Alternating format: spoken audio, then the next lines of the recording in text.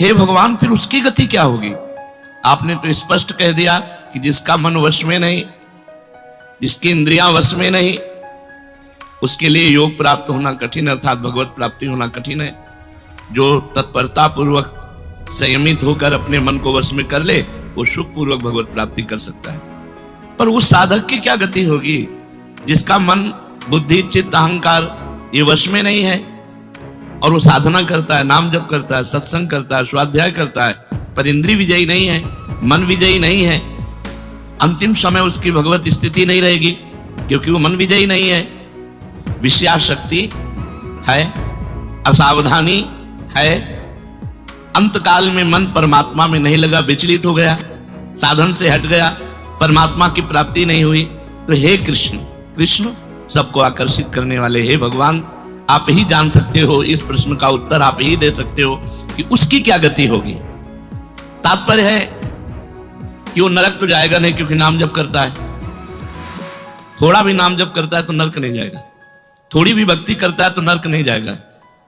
अजामिल के प्रसंग में यमराज जी ने अपने दूतों को आदेश किया था कि यदि कोई भी नारायण कृष्ण हरि बोलता है, गले में कंठी बांधे, वैष्णव है, भगवान का दास है, भूल करके मत जाना, तो नरक तो हो जाएगा नहीं, क्योंकि साधन करता है, नाम जप करता है, पाठ करता है, पर जितेंद्रिय नहीं है, मनोनिग्रही नहीं, इसलिए भगवत प्राप्ति तो होगी नहीं, ये भगवान कह रहे हैं। पर नरक तो हो जाएगा नहीं, क्योंकि नाम जप करता है, और स्वर्ग की इच्छा नहीं, इसलिए स्वर्ग नहीं जाएगा, और मोक्ष इसलिए नहीं हुआ कि वो मन इंद्रियों को बस में नहीं किया।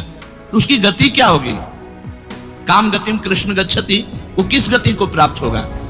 कश्चिन्नो भय विभ्रष्टस् छिन्ना भ्रमिव नश्यति, अप्रतिष्ठो महाबाहो विमूढ़ो ब्रह्मणा पथि। हे महाबाहो, हे अजान बाहो, संसार के आश्रय से तो रहित है और परमात्मा के मार्ग में भ्रष्ट हो गया है, परमात्मा को प्राप्त नहीं कर पाया और संसार के मार्ग को छोड़ दिया है, दोनों ओर से भ्रष्ट हुआ, उसकी क्या गति होगी? कहीं वो किसी बादलों की तरह छिन्न भिन्न नष्ट तो नहीं हो जाएगा? दोनों ओर से भ्रष्ट हुआ, अर्थात संसार मिला नहीं, परमार्थ में भगवान मिले नहीं, तो उसका समय जो परमार्थ में गया, जो भजन साधन में गया, वो सब बेकार हो गया, क्योंकि आपकी तो प्राप्ति हुई नहीं। एतन्मे संशयम कृष्ण छेतुर्मर्हस्य शेषतः त्वदन्या संशयस्यास्य छेता नाहुपपद्यते। हे कृष्ण, मेरे इस संदेह को सर्वथा छेदन करने के लिए आप ही समर्थ हैं, क्योंकि किसकी क्या गति होगी इसका निर्णय तो सिर्फ भगवान कर सकते हैं। इस संशय का छेदन करने के लिए आपके सिवाय इस सृष्टि में दूसरा कोई नहीं हो सकता, इसलिए आप का गति कृष्ण, उसकी क्या गति होगी? भगवान बोल रहे हैं, बहुत पार्थ नैवेह नामुत्र विनाशस्तस्य विद्यते, नहीं कल्याण कृत कश्चित् दुर्गतिम तात गच्छति। पहली बात है कि उसकी दुर्गति नहीं होगी, ये तो बस पक्की मान लो, वो नरक नहीं जाएगा, वो स्वर्ग नहीं जाएगा, मोक्ष नहीं होगा, लेकिन उनकी दुर्गति भी नहीं होगी। ऐसा नहीं है कि वो दुर्गति को प्राप्त हो जाए। जिसको अंतकाल में भगवान का स्मरण नहीं होता, उसका कहीं पतन तो नहीं हो जाता? अर्जुन का पूछना था। इस बात को लेकर के बहुत व्याकुलता थी कि बेचारा साधन कर रहा है, इंद्रियां बस में नहीं, मन में बस में नहीं, तो अंत समय भगवान का स्मरण नहीं होगा तो उसकी दुर्गति हो जाएगी। तो भगवान कह रहे हैं, पार्थ नैवेह नामुत्र विनाशस्तस्य विद्यते। हे पृथानंदन, सच्चे हृदय से जुड़ा था, भगवान जुड़ना देखते, राहत न प्रभु चित चूक किए की, करत सुरत सहबार ही की। भगवान उसकी क्रियाओं को नहीं देखते, उसके चित्त को देखा, हृदय की बात देखी। वो भगवान से जुड़ना चाहता है, वो भगवान को प्यार करना चाहता है, वो भगवान से मिलना चाहता है, पर इंद्रियां वश में ना होने के कारण, मन वश में ना होने के कारण बार बार वो विषयों में फिसल जाता है, बार बार भोगों में पतित हो जाता है। तो भगवान उसका पतित होना नहीं देखते, भगवान उसका चित्त से जुड़ना देखते हैं। राहत न प्रभु चित्त चूक किए की, करत सुरत सहबार हिए की। हृदय की बात देखते हैं, सच्चे हृदय से भगवान में जुड़ना चाहता था। अब उसका पतन नहीं हो सकता, मरने के बाद भी पतन नहीं हो सकता। जितनी उसकी स्थिति भजन में बन गई है उसके नीचे वो गिर ही नहीं सकता। बहुत बढ़िया बात है। हमारा अगर 100 नाम जप हो गया है तो 101 से चलेगा अगले जन्म में, 99 से नहीं चलेगा। जिसकी जितनी भजन में स्थिति हो गई है उससे वो नीचे वो नहीं गिर सकता। देखो पहली बात तो दुर्गति हो नहीं सकती, नरक जाना नहीं है, स्वर्ग जाना नहीं है, दुर्गति होनी नहीं है। आगे भगवान बताएंगे उसकी गति क्या होगी। उसकी साधना जितनी है वो कभी नष्ट नहीं हो सकती। चाहे जितना बड़ा पाप बन जाए उस पाप का उसे दंड भोगना पड़ेगा, लेकिन उसकी साधना नष्ट नहीं होगी। ये इस मार्ग का बहुत बड़ा सपोर्ट है कि मानो हम दिन भर भजन किया, हमसे शाम के गलती हो गई तो बोले दिन भर का भजन नष्ट हो गया। नहीं, आपका भजन दिन भर का वो है और जो आपकी गलती हुई वो अलग है। गलती का आपको प्रायश्चित या दंड भोगना पड़ेगा और भजन आपका सुरक्षित है, वो नीचे नहीं गिरेगा, उसकी साधन सामग्री नष्ट नहीं होगी। ये बहुत हृदय को शीतलतापूर्ण, हमने जो नाम जप किया वो हमारा सुरक्षित है, नाम जप को कभी नष्ट नहीं होगा। उसका पारमार्थिक उद्देश्य भी नहीं बदलेगा। उसने उद्देश्य बनाया भगवत प्राप्ति, वो उद्देश्य भी उसका नहीं बदलेगा। हाँ, कितने जन्म लगेंगे ये उसका प्रयास होगा, प्रयत्न होगा। वो जन्मता मरता रह सकता है, ना भजन उसका नष्ट होगा, कम होगा, ना उद्देश्य उसका बदलेगा, वो लगेगा भजन। भक्ति बीज पलटे नहीं जो जुग जाए अनंत, ऊंच नीच कुल उपजय होए संत को संत। वो कभी ऐसा नहीं हो सकता कि इतना भजनानंदी अब भ्रष्ट हो गया तो वो पतित हो गया, नीच और दुर्गति, अरे सब बेकार, कुछ नहीं। जो गलती हुई उसका दंड मिलेगा और जहां से वो भजन कर रहा है वहीं से उसकी भजन की स्थिति आगे बढ़ेगी।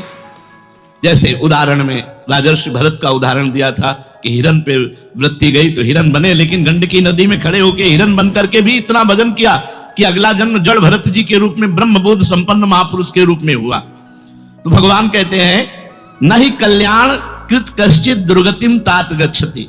अर्जुन, हे तात, बहुत प्यार भरा संबंध है, उसकी दुर्गति नहीं हो सकती। जो मेरा थोड़ा भी भजन किया है उसकी दुर्गति नहीं हो सकती। साधक के लिए बहुत ही पॉइंट के आश्वासन की बात कह रहे हैं कि थोड़ा भी भजन किया तो उसकी दुर्गति नहीं हो सकती, और अगले जन्म में परमात्मा प्राप्ति की लालसा इतनी प्रबल होगी कि वो इंद्रियों मन को वश में कर लेगा।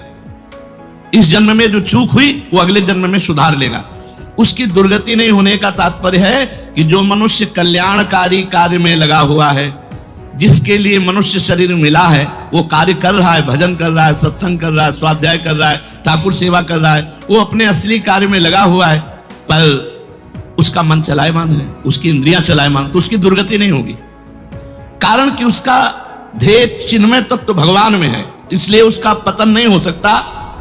मैं उसकी रक्षा करता हूं, तो उसकी दुर्गति कैसे हो सकती है? क्योंकि उसने थोड़ा भी सही मेरा भजन किया है। मेरी दृष्टि सर्वभूत हिते रता है, सब पर मोरी बराबर दाया, सब मम प्रिय सब मम उपजाए। मैं सबको प्यार करता हूं।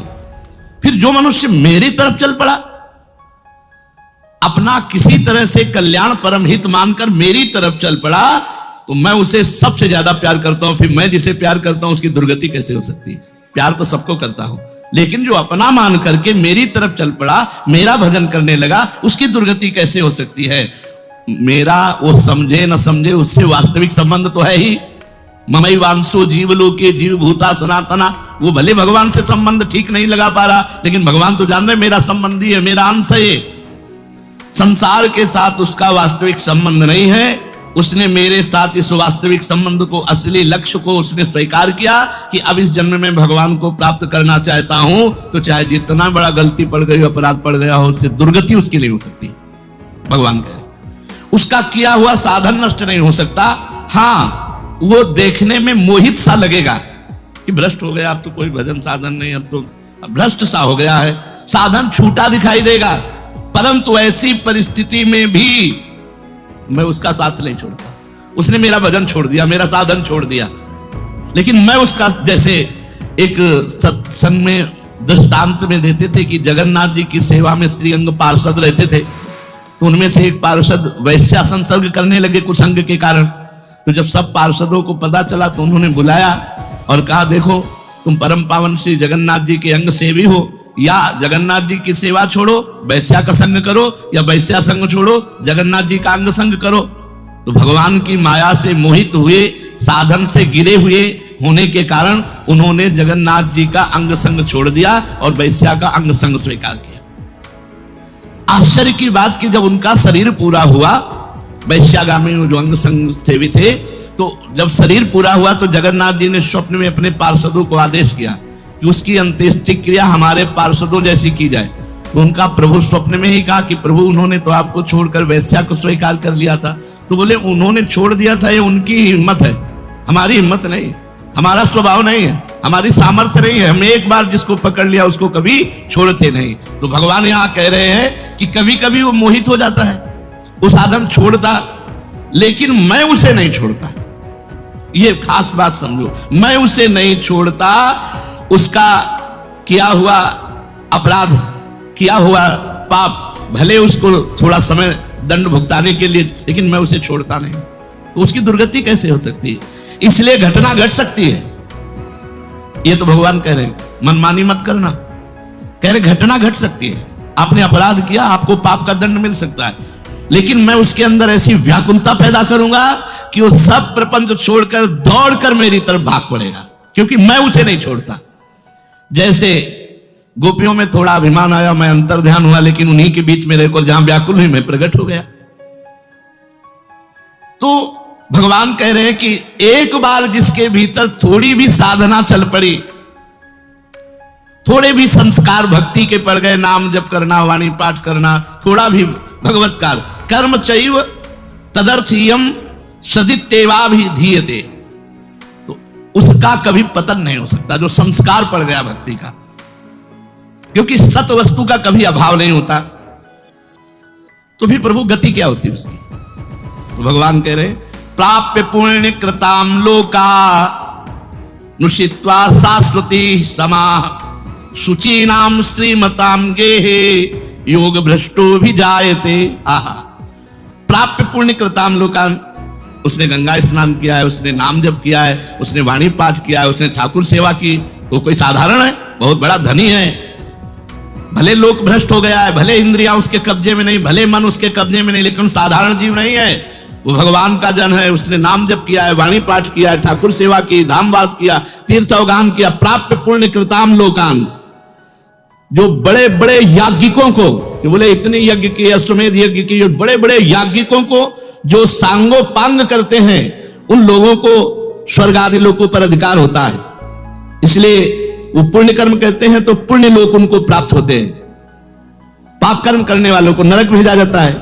परंतु साधक पुण्य कर्म थोड़े किए, भजन किए, तो जैसे किसी रास्ते में चल के उसकी वीआईपी व्यवस्था की जाए, ऐसी व्यवस्था उसकी होती है स्वर्ग में। जितने दिन उसको अगला जन्म नहीं मिलेगा, उतने दिन भारी व्यवस्था स्वर्ग में उसकी होगी। पुण्यवताम लोके, जो बड़े बड़े पुण्य आत्मा पुरुष प्राप्त करते हैं, इतनी अमुक यज्ञ की, अश्वमेध यज्ञ की सांगो पांग, उनको उसकी वीआईपी व्यवस्था होगी। प्राप्य पुण्य कृताम लोका नुषित्वा शाश्वती समाहा, उसको शुभ कर्म का परिश्रम, बड़े बड़े परिश्रम करके जो स्वर्ग आदि के भोग प्राप्त करते हैं, उसे न प्रार्थना करनी पड़ी है, न शुभ कर्म करना पड़ा है, न यज्ञ आदि कर्मों का सांगोपांग अनुष्ठान करना पड़ा है, उसकी ना स्वर्ग की चाह है, तो उसकी व्यवस्था होगी। शरीर छूटते ही दिव्य लोक में जाकर के दिव्य भोगों की व्यवस्था, क्योंकि मन चंचल था ना, इंद्रियां चंचल थी ना, मृत्यु लोक के भोगों, ले भोग, स्वर्ग के भोग, सुंदर सुंदर जितने भोग हैं उन सब की बाहुल्यता। वहां भोगों की जो वासना बनी थी उसके अनुसार भोग, मान लो स्त्री की द्वेष से एक अप्सरा, दुनिया का सब वैभव स्वर्ग में विराजमान है, त्रिभुवन में खूब भोगने के लिए सब एकत्रित कर दिया, क्योंकि भजनानंदी कोई साधारण थोड़ी है, उसकी वीआईपी व्यवस्था हुई।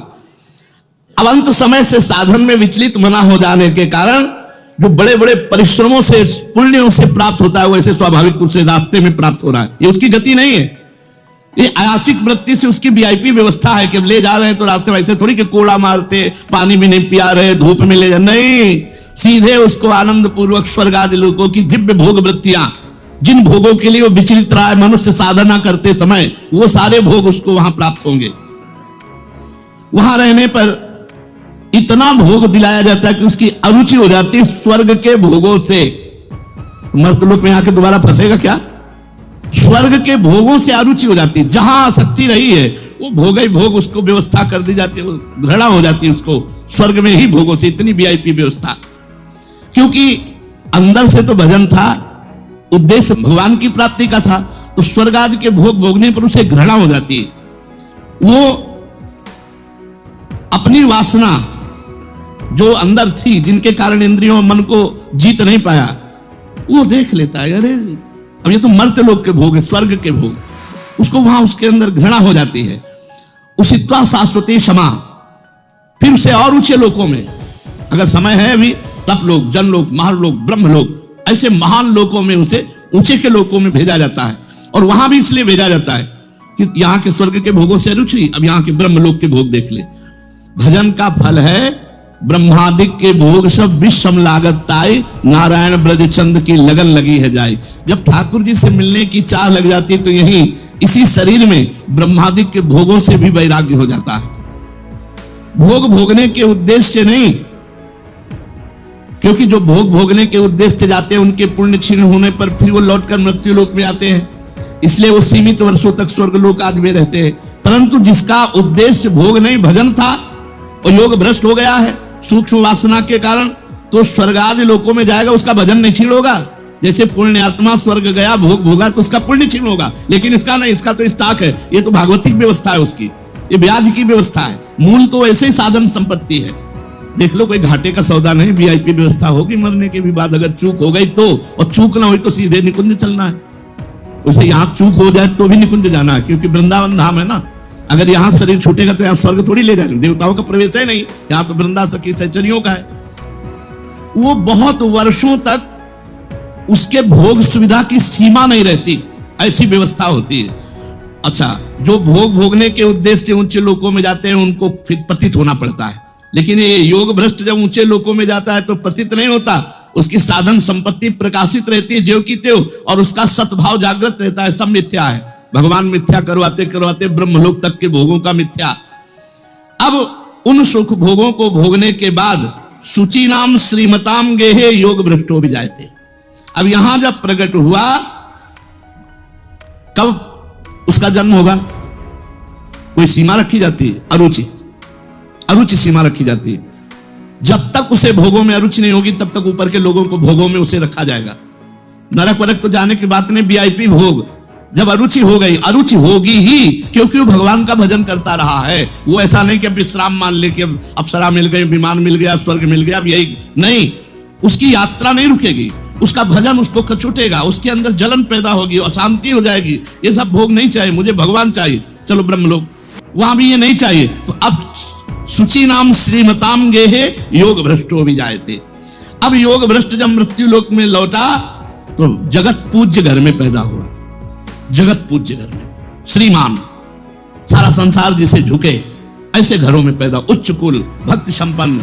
श्रीमान का मतलब होता है, एक लौकिक शब्द होता है वैभव संपन्न, लेकिन भागवतिक वैभव संपन्न महापुरुषों के घर में उसका जन्म होता है। और लौटने का कारण जो है, उस कारण को भगवान जानते हैं, उसकी बहुतायत कर देते हैं। स्वर्ग भोगा, ब्रह्मलोक के भोग भोगे, और यहां सारे भोग उसके दे दे, ये ले, अरे भगवान का दास है कोई और, ये ले, ऐसे घर में पैदा किया। अब उसकी जो साधन संपत्ति उसको खोल देते हैं, अभी तक बंद रखा, हानि नहीं हो सकती। अब जे भी जन्म हुआ, जैसे अपने लोग, अब जे भी स्कूल जाते, स्कूल से पढ़ के आते, लगता है माँ नहीं टिकेगी, पिता नहीं टिकेंगे, सब मरेंगे, तो मेरा साथी कौन है, मेरे जीवन का लक्ष्य क्या है, क्या यही उद्देश्य है। बस बैठ जाते एकांत में, और संत जन आते थे, वो श्री राम जय राम जय जय राम, श्री राम जय, कीर्तन कराते थे, तो वही याद था, श्री राम जय राम जय जय राम, श्री राम जय राम जय जय राम, बस नाम जप करना निश्चय हो गया। 13 वर्ष के भागो, ये देखो, उत्तम कुल ब्राह्मण के घर में, और पूरे साधु महात्माओं का सानिध्य, और पिता पूरे स्वयं महात्मा नंगे पैर हल जोतते, बड़ी कठिन परिश्रम के द्वारा वो उदर पोषण करते। और संत महात्मा 8-8, 10-10 संत महात्मा दरवाजे पर, बच्चापन से ही क्या बन, अब मुझे संसार से भाग, किसी ने हमें सिखाया नहीं, भागो संसार से और भगवान की प्राप्ति करो। तो मनुष्य जन्म में जे ही जन्म लिया से साधन संपत्ति खोल दी गई। अब वो साधन में एकदम चिपक गया, क्योंकि पीछे जहां चूक हुई थी वो ऊपर से नीचे तक सब समुदाय भोगों का देख लिया। अब उसका अंतःकरण साधना से परिपूर्ण होने लगा। वो जो अंकित संस्कार भोगों के थे वो अरुचि पैदा हो गई। योग भ्रष्ट अज्ञात रूप से पुनः ऐसी साधना में लग गया जिसमें किंचन मात्र भी इंद्रिय और मन का मनोरंजन नहीं, पूर्ण इंद्रिय विजेता, पूर्ण मन को संयम में करके। अब वो ऐसी योग भ्रष्ट जो पुरुष था, श्रीमानों के घर में जन्म लेकर के वो भोगों में फंसेगा नहीं, पुनः भजन में बड़ी तेजी से चल देगा और ये उसका आखिरी जन्म होगा। तेजी से भजन करके वो भगवत प्राप्त हो जाएगा। तो अर्जुन जी ने पूछा था कि फिर क्या उसका पतन हो जाएगा?